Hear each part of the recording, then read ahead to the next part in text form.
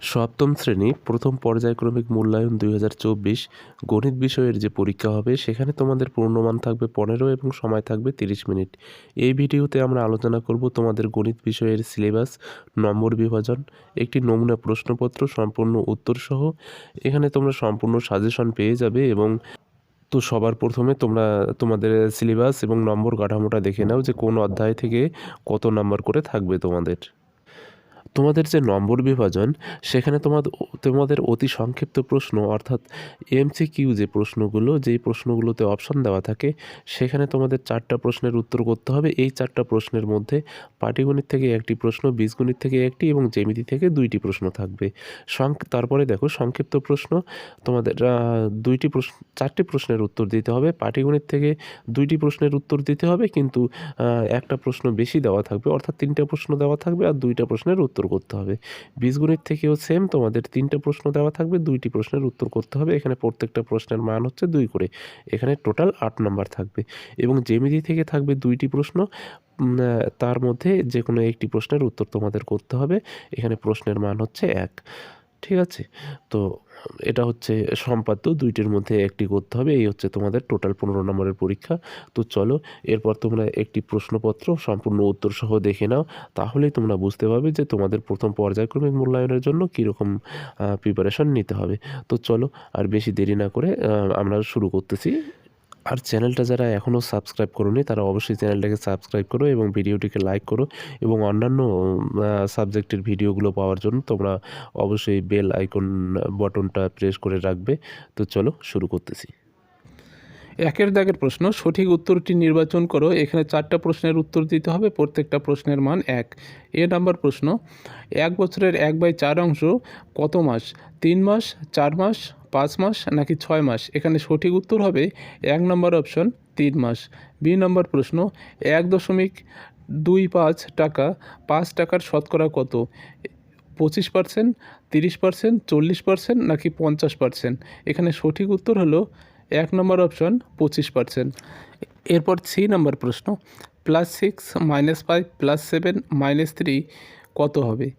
1 নম্বর option 0, 2 নম্বর option 5, 3 নম্বর option -5, 4 নম্বর option 11। তো এখানে সঠিক উত্তর হলো 4 নম্বর অপশান 11। নম্বর প্রশ্ন, বর্গক্ষেত্রের প্রতিটি কোণের মান 60 ডিগ্রি, 90 ডিগ্রি, 120 ডিগ্রি নাকি 150 ডিগ্রি? এখানে সঠিক উত্তর হলো 90 ডিগ্রি। এরপর 2 দাগের প্রশ্ন, যে কোনো 2টি প্রশ্নের উত্তর দাও। এখানে প্রত্যেকটা প্রশ্নের মান 2 করে। নম্বর প্রশ্ন, চিনির দাম বাড়ার জন্য আগে 125 টাকায় যে পরিমাণ চিনি কিনতাম, এখন 150 টাকায় সেই পরিমাণ চিনি কিনি। এখন চিনির দাম শতকরা কত বেড়েছে? তো এখানে সমাধানটা দেখো কিভাবে করতে হবে। পূর্বে দাম ছিল 125 টাকা, এখন চিনির দাম হয়েছে 150 টাকা। দাম বেড়েছে কত? 150 থেকে 125 মাইনাস করলে হচ্ছে 25 টাকা।